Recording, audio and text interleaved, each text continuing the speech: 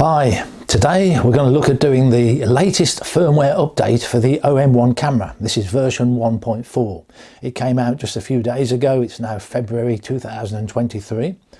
I was a bit slow to do the update to firmware 1.3, and the reason for that is there's always a risk to doing a firmware update. It can, and it does, go wrong, and if it goes wrong in the middle of the update, you can't just roll back to the previous version. You end up with a dead camera and it has to go into a repair shop and to be sorted out. So I'm reluctant to do it when I've got a trip coming up or a busy schedule. I don't want to lose the camera. So only about a week ago, I finally got around to doing version 1.3. 2 days later, they announced version 1.4. So I thought I might as well do that now because I'm familiar with doing it. I've only just done it once, so I know how to do it now. Don't have to stop and think about it. So I've just done version 1.4.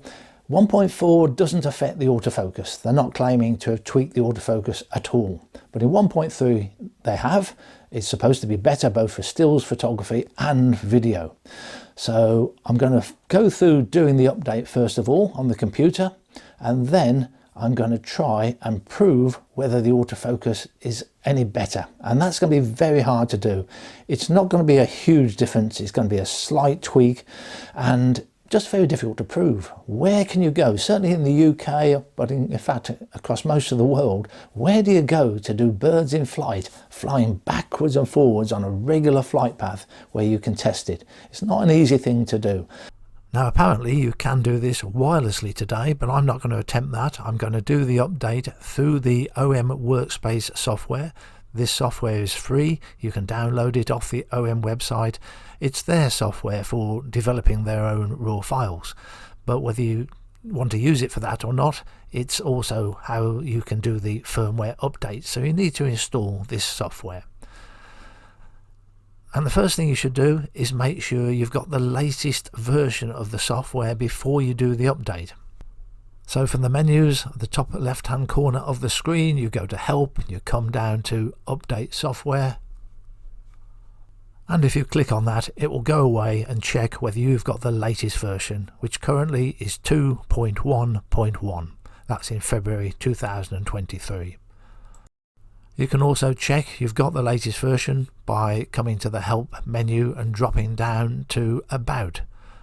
And under About it tells us we've got version 2.1.1. As well as making sure that your OM workspace is up to date, the camera should be 100% charged, and this is something I take very seriously because I know that this can go wrong. So I do make sure it is 100% charged. Also, it's strongly recommended by OM cameras that you use their USB to USB-C cable that came with the camera. Unfortunately, I don't know which cable that was. I've promised myself next time I buy an OM camera, I'm going to put a label onto the cable so I know which one it is. But I've got a USB to USB-C cable here, which I think of as a good cable, so that's what I'm going to use. And then the USB cable goes into the side of your camera. There's only one place it goes in, and into your computer. I also take all of the SD cards out of the camera. This is not vital, but it does avoid all those annoying messages popping up asking if you want to download your pictures to the computer. Now with your camera plugged into the computer, you can power the camera on. You should get a message come up straight away on the back of the camera, and you select Storage and press OK. The computer will probably bleep as it connects to the computer.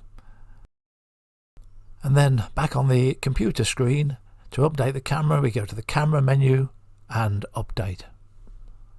You then get a smaller window comes up, which is just a sort of confirmation window, just double checking your battery's fully charged, your internet's working.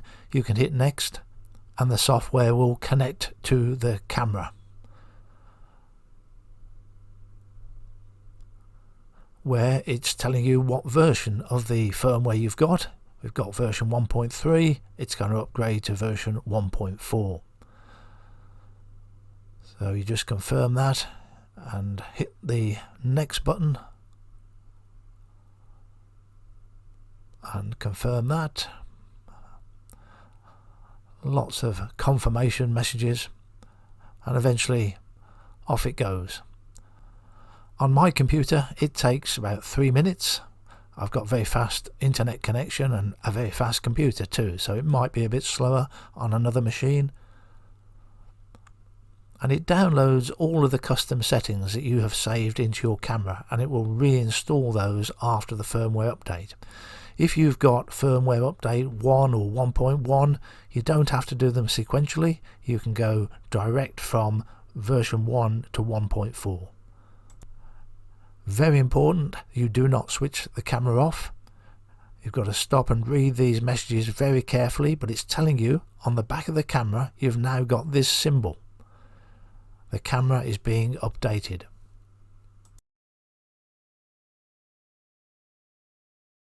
And about 3 minutes later it changes to OK.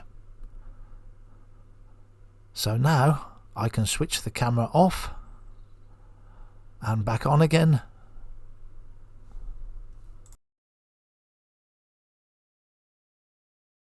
So now back on the computer screen you have to confirm those two boxes. Confirm that update is complete and camera has been turned off and back on again. You tick both of those boxes and then hit the next button. And this is the point where it reloads all of the settings that you had in your camera, all those custom settings you might have saved, and this only takes a few seconds. And that's it. The job is done. So this is my first attempt to try and prove whether the autofocus has improved with the firmware updates. This is a churchyard. I've come here quite frequently to test autofocus out because it's normally overrun with wood pigeons, and they very conveniently sit on these tombstones and fly from one to the other, and they're dead level with me. It's not an up and under picture. I'm dead level with a bird. It's a straight flying bird, so I stand a chance of being able to pan with it. And it's fast as well, so it's a challenge for the autofocus. Unfortunately, today there's hardly any wood pigeons. In a 2-hour session I had 2 opportunities to photograph wood pigeons in flight. This is the first one, and very impressive. Every picture razor sharp. I've been using bird eye tracking for a while now, but I'm still almost shocked when I look at the pictures and see how good it is. I'll just zoom in on this one frame. For the next sequence I had an assistant. This squirrel came to the bottom of the tombstone and then went to leap up where there was a wood pigeon sitting on top. So the wood pigeon had no choice, it had to fly. I'm not going to show you every frame, that would be too many to look at, but the wood pigeon went out of the frame, or at least its head did, for about 6 frames, and then when it came back into the frame it was still in focus. Very impressive.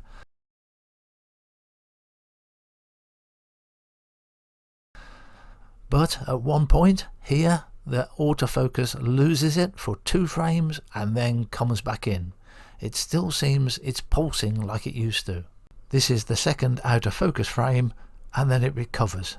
It's back into focus again. It's amazing how it recovers so quickly. And the rest of the sequence was all sharp. With the wood pigeons not performing, I've come down to this lake, and in the corner behind me families come to feed the birds, all the ducks and the gulls. Now I'm not going to stand where the people are, because if I do that the gulls will just be hovering up in the air, and that's a relatively easy picture to get. An autofocus camera from 10 years ago would get that right.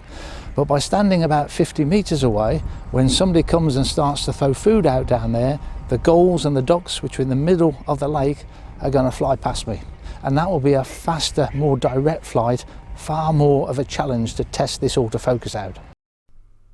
This spot gave me a lot of opportunity to photograph birds flying backwards and forwards, and I got exactly the same result. Most pictures are razor sharp, but then the focus loses it for 1, 2, occasionally 3 frames and then pops back in again, exactly as it did when I first bought the camera with the original firmware on it. So this is the first of the 2 out of focus ones, the second, and then back into focus. I had one other opportunity to test out the firmware. I went down to Slimbridge. I didn't go there intending to do birds in flight. It was a cloudy day. I was looking for the shell ducks fighting, but they weren't. But the amount of ducks in flight that day was fantastic. So none of these are going to be keepers, but I thought it's a good opportunity to test the firmware, so I took many thousands of pictures. Now I'm not going to show you all the sequences, it will just get repetitive, but out of a burst of about 50 pictures, which is typical for a bird in flight, you get about 1 second as it goes past you. But out of 50 frames, there is usually 1, 2 or 3 where it would just lose that focus for a moment. Now I'm not really complaining about this, I still think it's incredibly good. And as I pointed out when I compared the OM-1 against the Sony A1, the Sony A1 wasn't prone to losing the focus. It was more likely to keep the bird in focus all the time, but with the Sony A1 I was only getting about 27 frames per second. With the OM-1 camera I'm getting 50 frames per second, and if 3 of them are not quite sharp, that still leaves me with 47, which is more than the Sony. Depends on how you want to look at it. I would be happier if all the frames were in focus. It's worth showing you this sequence of a Berwick swan landing. I like the position of the bird as it came in. The first 2 frames very sharp, then the next frame out of focus, and because you can see the grass in the picture, you can see the focus has come forward in front of the bird. And the very next frame it's back to sharp focus. It's worth me saying that in earlier tests on the OM-1 camera I was able to show it didn't matter what lens I used, didn't matter what frame rate I used, whether I had the image stabilizer on or off, or a whole variety of other parameters. It always tended to just lose that focus occasionally. And my conclusion is it still does, but it's still incredibly good despite this slight flaw. Thanks for watching.